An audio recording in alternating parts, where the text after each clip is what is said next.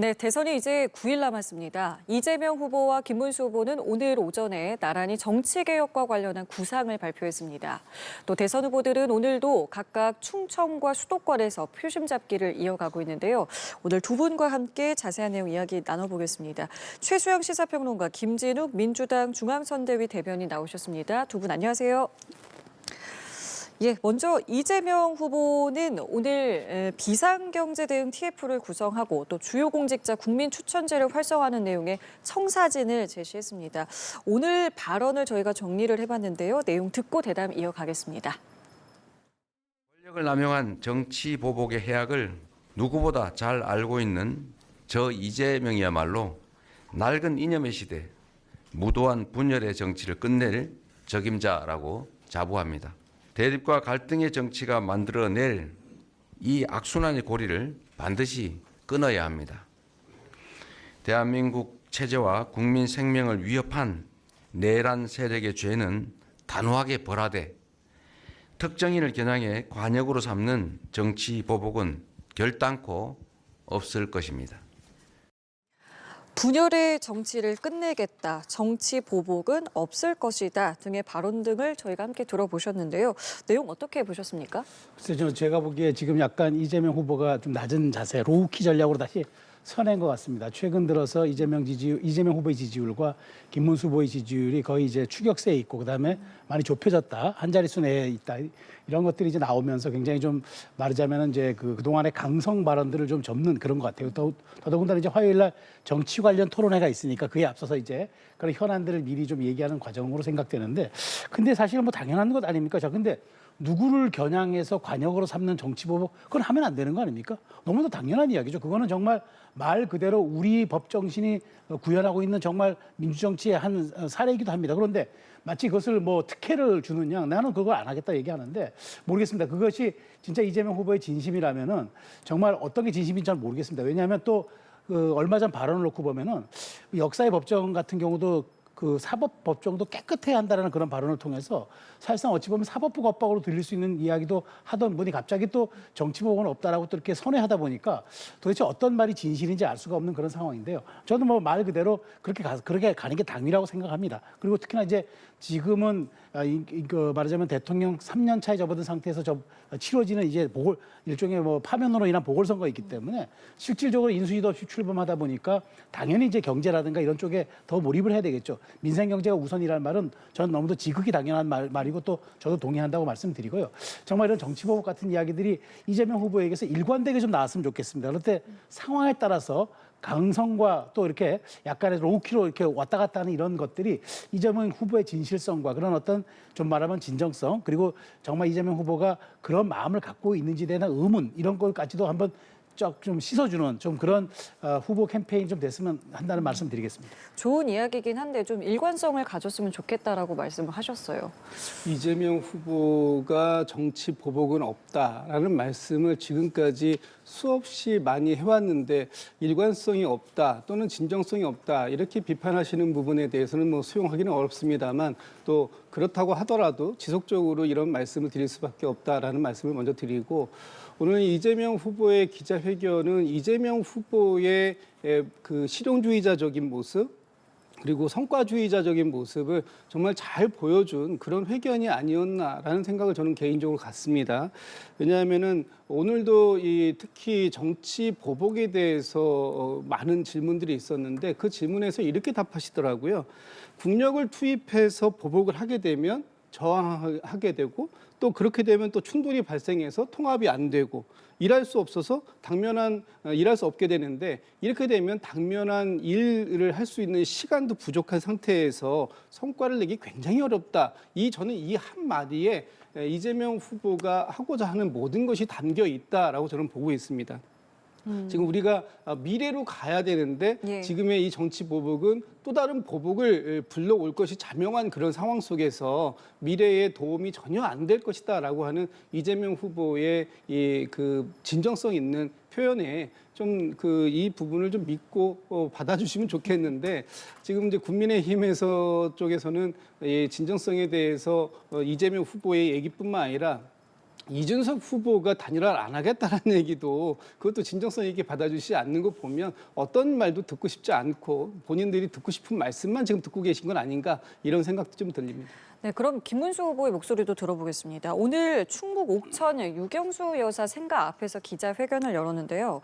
당정 관계 재정립에 방점을 찍었습니다. 그 목소리 함께 들어보시죠. 그동안 대통령의 당무 개입 논란은 많은 갈등을 낳았습니다. 특히 공천 개입은 당의 자율성과 민주성을 훼손하고 대통령 중심의 사당화를 부추기며 당내 갈등의 불씨가 되어 왔습니다. 저는 대통령의 당무 개입을 원천적으로 차단할 수 있는 제도적 장치를 마련하겠습니다. 특히 당내 선거 및 공천, 주요 당무에 관하여 대통령의 개입을 금지한다는 내용을 반드시 포함시키겠습니다. 이 당무 개입을 차단할 수 있도록 제도적인 마련을 하겠다라는 부분을 강조했습니다.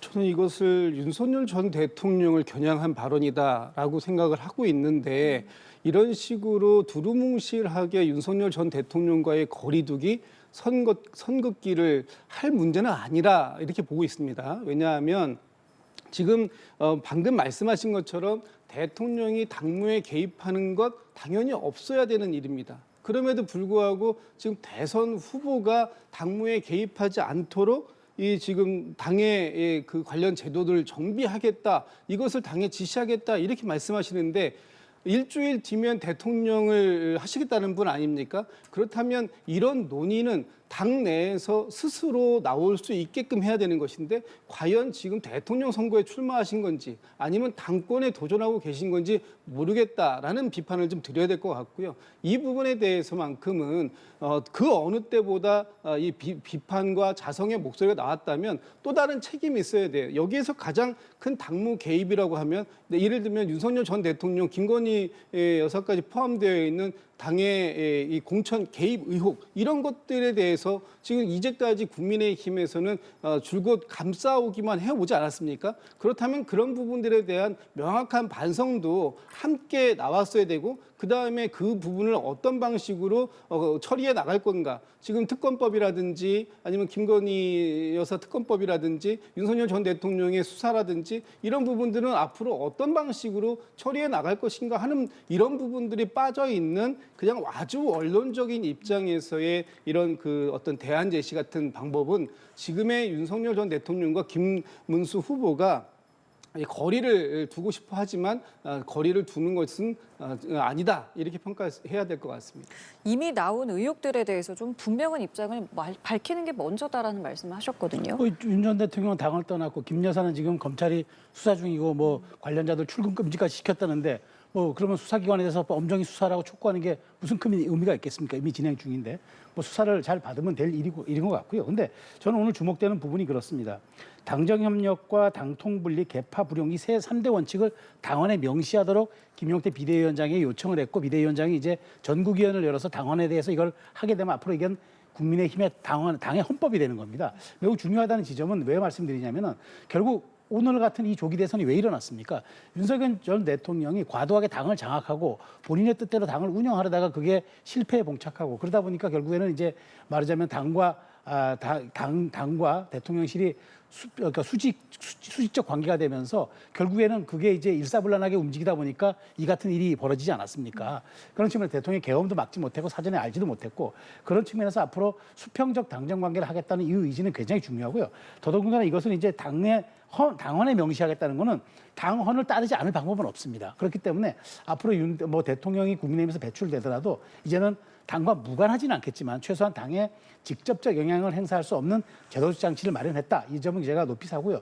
또 하나 오늘 저 발언에서 주목되는 부분은 사전 투표하겠다는 겁니다. 그러니까 이게 이제 후보 입에서 직접 나온 이야기거든요. 그러니까 그동안 이제 그 여러 가지 논란이 되었던 뭐 부정선거 의혹이라든가 윤 전 대통령의 영화 관람 이런 것에 대해서 확연히 선을 긋는 이제 김문수 후보의 저는 의지고 그다음에 여기에 대해서 당의 입장과 후보의 입장이 정해진 만큼 앞으로 이런 논란을 둘러싼 이른바 뭐 극운이 퇴행이니 이런 말들은 안 나오기 때문에 앞으로 이런 부분들이 남은 열흘간의 중도 확장에는 상당히 도움이 될 거로 생각이 됩니다.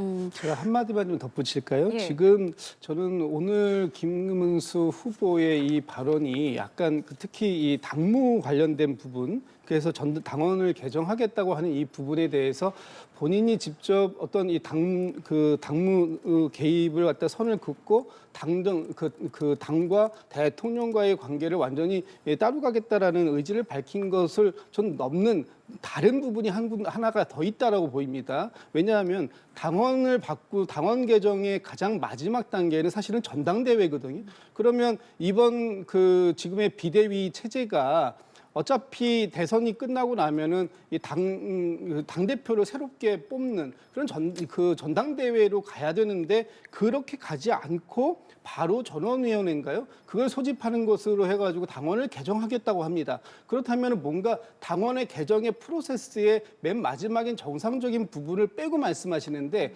혹여라도 지금 대선이 끝나고 난 이후에 지금 국민의힘에서 벌어질 수 있는 당권 경쟁을 사전에 막고 현재의 비대위 체제를 계속해서 유지해 가는 것을 전제로 해서 하신 말씀은 아닐까라는 측면도 고려해 봐야 된다면 이 부분에 대해서도 아마 추가적인 입장의 표명은 필요해 보인다. 저는 그렇게 생각하고 있습니다. 지금 말씀하신 부분에 대해서 짧게 예. 제가 말씀을 드릴게요. 지금 그래서 전국위원회를 소집하라는 거거든요. 전국위원회에서 의결이 돼야 그게 바로 이제 전당대회로 소집이 되는 겁니다. 그러니까 전국위원회에서 이게 통과가 안 되면 전당대회를 할 이유가 없는 거예요. 그러다 보니까 김문수 후보가 지금 당무 우선권을 갖고 있기 때문에 비대위원장이 요청을 한 거고 비대위원장이 이걸 수락을 해서 전국위원회 수렴해서 이 의사를 묻습니다. 물어가지고 통과가 되면 전당대회 소집을 할 거고요. 그러지 않는다면 안 해도 되는 거니까 김 후보 입장에서는 아주 당무 우선권을 가진 대선 후보 입장에서 그 비대위원장에게 가장 말하자면 절차적인 요청을 드렸다. 지금 이렇게 보시면 될 것 같습니다.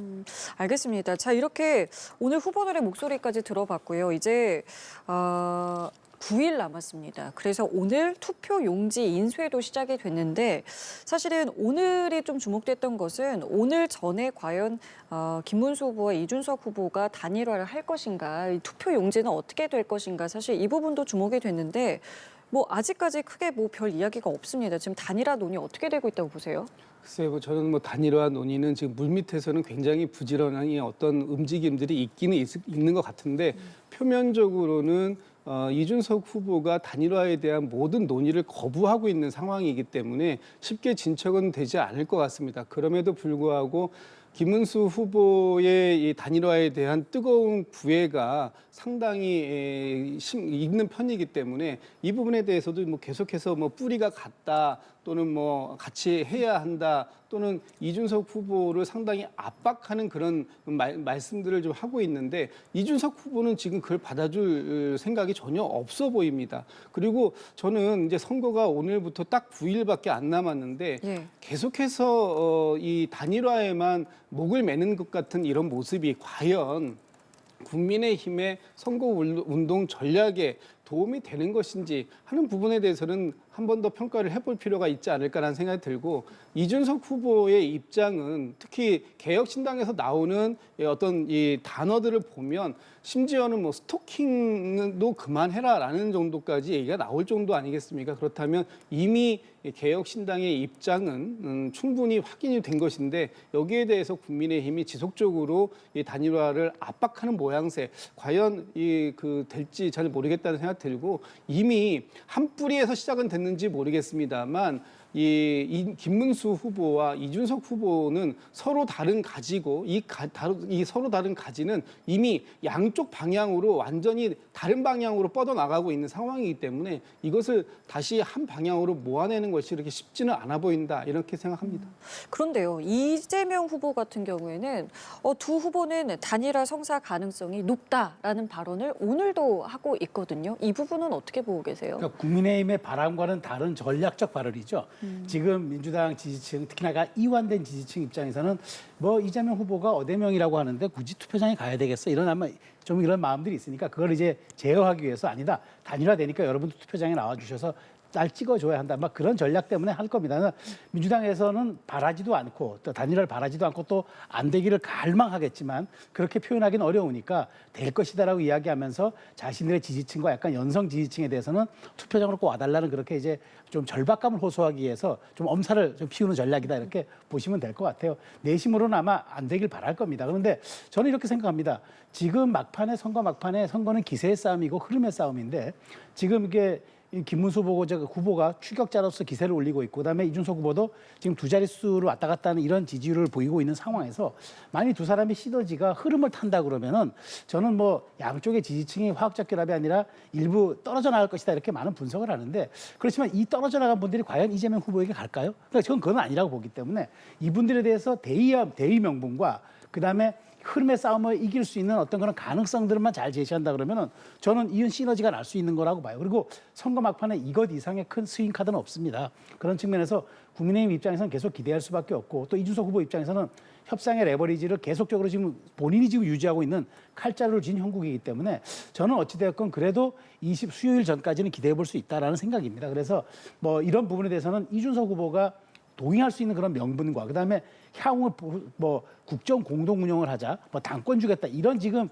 일종의 음모론적인 이야기들이 아니라 실질적으로 보수의 재편과 향후 보수 지형에서 이준석 후보가 할 수 있는 역할과 그런 것들에 대한 공간을 열어줄 수만 있다 그러면은 이준석 후보도 동의할 수 있다고 보거든요. 그런 측면에서 어쨌든 국민의힘 입장에서는 마지막 이것이 이제 판세를 뒤집을 수 있는 회심의 카드고 민주당 입장에서는 이것만큼은 막아야 된다는 약간의 그 이중적 마음이 이재명 대표에게도 있는 것 같습니다. 자, 그럼 여기서 저희가 최근 여론조사 결과를 함께 보면서 또 이야기를 나눠볼게요. 지금 보시는 것처럼 이재명 후보가 46.6%, 김문수 후보가 37.6%, 이준석 후보가 10.4%. 제가 질문을 드리고 싶은 거는 조금 전에 말씀하신 거랑 비슷한데 여기서 만약에 단일화를 하면은 김문수 후보 지지율 더하기 이준석 후보 지지율은 저 숫자대로 나온다고 보시는지 아니면 다른 생각 갖고 계시는지 어떻게 좀 분석하세요? 그래서 저 단일화라는 것이 1 플러스 1이 2가 되는 그런 단일화를 기대하는 쪽에서 뭐 당연히 그렇게 나온다라고 보고 말씀을 하시겠지만 저희가 볼 때는 1 플러스 1은 1.5일 수도 있고 또 그 밑에 0.7, 0.8이 될 수 있습니다. 오히려 명분 없는 단일화인데 이것을 단일화를 추진을 갖다가 무리하게 한다 그러면 오히려 이게 정치적 야합이다라는 비판의 목소리가 후폭풍에 올 수도 있습니다. 그렇기 때문에 지금 단순하게 김문수 후보의 지지, 그다음에 이준석 후보의 지지가 무조건 100%씩 합쳐질 것이다. 이렇게 뭐 기대하는 거는 올바른 그 기대감은 아닌 것 같고요. 다만 일정하게 단일화의 성과를 내려면 그 단일화에 충분한 명분이 있어야 됩니다. 그런데 지금 김문수 후보가 그동안 보여왔던 모습, 뭐 예를 들면 12.3 비상계엄에 대해서 옹호했었고 윤석열 전 대통령의 탄핵에 반대했었고 지금도 여전히 이 극우 세력과 함께 그 지지를 받아가면서 새롭게 이 모습을 보이고 그런 모습들이 결국 김문수 후보의 당선은 윤석열 정권의 시즌2가 될 가능성이 매우 크다라고 지금 지적받고 있는 이런 김문수 후보에게 과연 이준석 후보가 비상계엄에 반대하고 윤석열 전 대통령의 탄핵에도 찬성했었던 그 모습은 어디로 가고 그 구태와 야합을 하는 그래서 내란 세력에게 또다시 한 번의 기회를 더 주겠다라고 하는 그런 명분에다가 힘을 합친다? 저는 그런 부분에 있어서 상당히 이준석 후보는 다른 생각을 하고 있을 것이다. 그리고 만약에 그런 것이 어떠한 이유일지 모르겠습니다만 그런 명분을 가지고라도 단일화가 이루어진다면 이것은 정치적인 야합에 불과하기 때문에 국민들께서는 그 부분에 대해서는 상당히 따끔한 심판을 하시지 않을까. 그래서 단순하게 1 플러스 1은 2가 되는 그런 단일화는 이루어지기가 지금은 상당히 어렵다 이렇게 보고 있습니다. 평론가님께서는 지금 최근에 나오고 있는 여론조사들 어떤 부분 좀 눈여겨보고 계세요? 우리 역대 그럼 단일화의 역사를 한번 볼까요? 우리가 6번 있었습니다. DJP 연합, 그다음에 노무현, 정몽준, 그다음에 이제 그 이후에 박원순, 안철수, 그리고 이제 문재인, 안철수, 그다음에 이제 마지막에 이어서 오는 이제 윤석열, 안철수까지. 제가 역사를 꺼내드는 이유는 전부 6번 있었는데요. 6전 5승 1패입니다. 단일화를 한 팀이 이겼습니다. 그러니까 유일하게 진 것이 이제 2012년 대선에서 그러니까 문재인 전 대통령과 안철수 의원의 이제 그때 당시는 후보의 단일화 문제였는데 그때는 뭐 제가 보기에 박근혜 후보의 그 과반을 넘는 정말 압도적 지지세가 있었기 때문에 저는 실패했다고 보고요. 나머지들은 굉장히 영향을 끼쳤다는 것이 여기 사후 결과로 증명이 됩니다. 그러니까 단일화 효과는 다 이런 부분들 보면 DJP를 빼놓고는 다 막판에 극적인 스토리를 위해서 거의 막판에 이루어진 겁니다. 그렇기 때문에 제가 아까 말씀드린 대로 선거는 기세의 싸움이고 흐름의 싸움이라 그랬는데 지금 진영 대 진영이 결집하고 있는 상황이잖아요. 이게 초반에 이루어졌으면 양쪽을 지지했던 분들의 핵심 지지층이 빠져나갈 수 있습니다. 난 저 사람을 지지하지 않았기 때문에 난 싫어요 하지만 이게 지금 대선이라는 건 역대 투표율 놓고 보면 70% 이하로 빠진 적이 없어요. 이른바 총동원령이 내려지는 선거인데 막판에 이런 대형 호재가 대형 이런 이슈가 발생하잖아요. 지지층이 안 빠집니다. 그러면 저는 시너지 효과가 더 나을 것이다. 그러니까 단순하게 산술의 합을 넘어서는 더 큰 숫자가 나올 수도 있다. 그런 측면에서 민주당이 굉장히 우려하고 걱정하는 지점도 저도 아는 것 같고요. 그다음에 이준석 후보 입장에서는 이준석 후보도 정치인이기 때문에 이렇게 드라마틱한 것들이 얼마큼 나중에 또 영향을 끼칠지도 알기 때문에 저는 앞으로 2, 3일이 정말 큰 한국 정치사의 흐름의 변곡점이 될 수도 있다고 생각이 됩니다. 자, 이런 상황에서요. 오늘 홍준표 전 대구시장의 발언도 눈길을 끌고 있습니다. 이준석에 대한 투표는 사표가 아닌 미래에 대한 투자다라고 했어요. 김문수 후보가 아니라 이준석에 대한 투표는 미래에 대한 투자다라고 했는데요. 이 발언 어떻게 봐야겠습니까? 사실상 지금 이준석 후보를 지지하는 발언으로 읽히는 내용 아니겠습니까?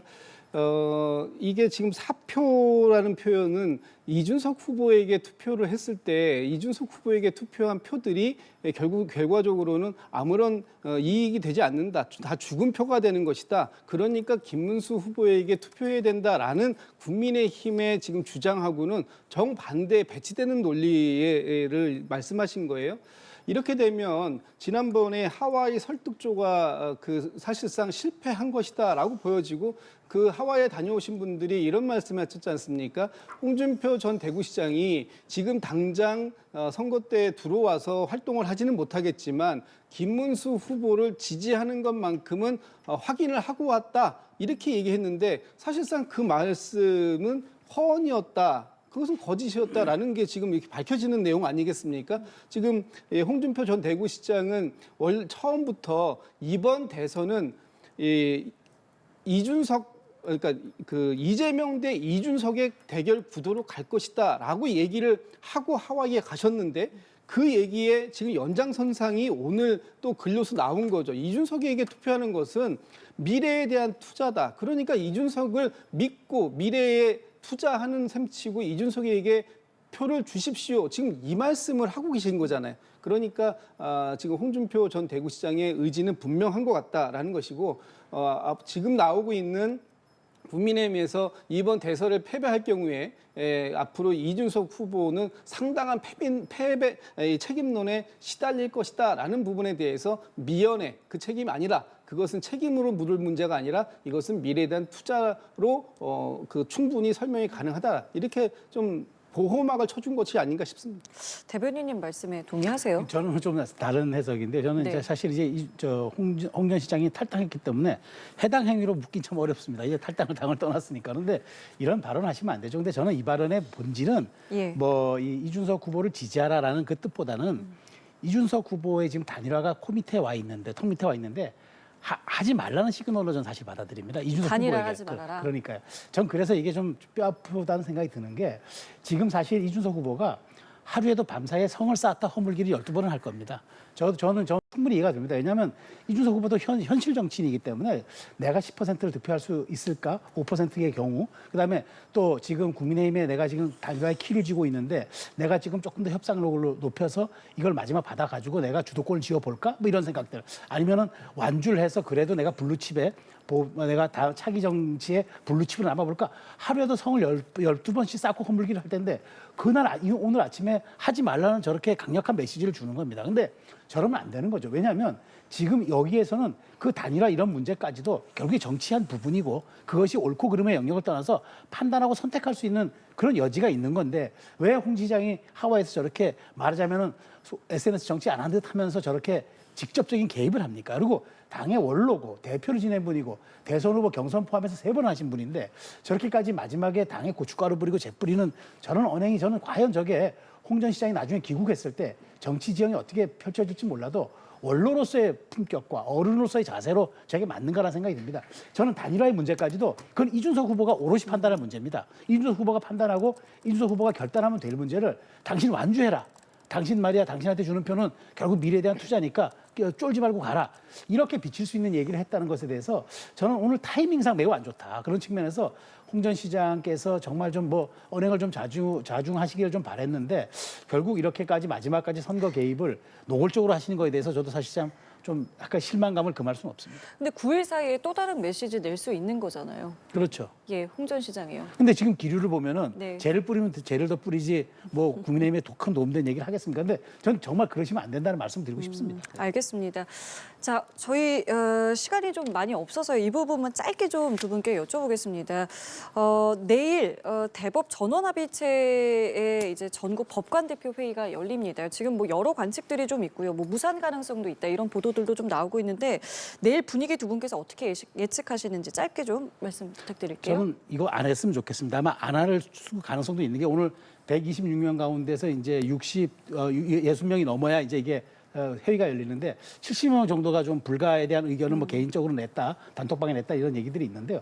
왜냐하면 이 부분은 사법부의 독립성을 우리가 요구하는 굉장히 큰 중요한 행사인데 왜 대선 일주일 전에 합니까? 이게 선거에 영향을 끼치기도 하고 무언가 젊은 법관들이 대선 이후에 해도 될 것을 이렇게까지 하는 이유가 정책 의도가 있지 않냐 오해를 받기 때문에 할 땐 하더라도 저는 필요하다고 봅니다만은 대선 끝나고 하는 게 맞겠다. 그래야지 많은 사람들이 오히려 사법부의 독립과 독립성을 존중하지 않겠나 이런 생각이 듭니다. 네.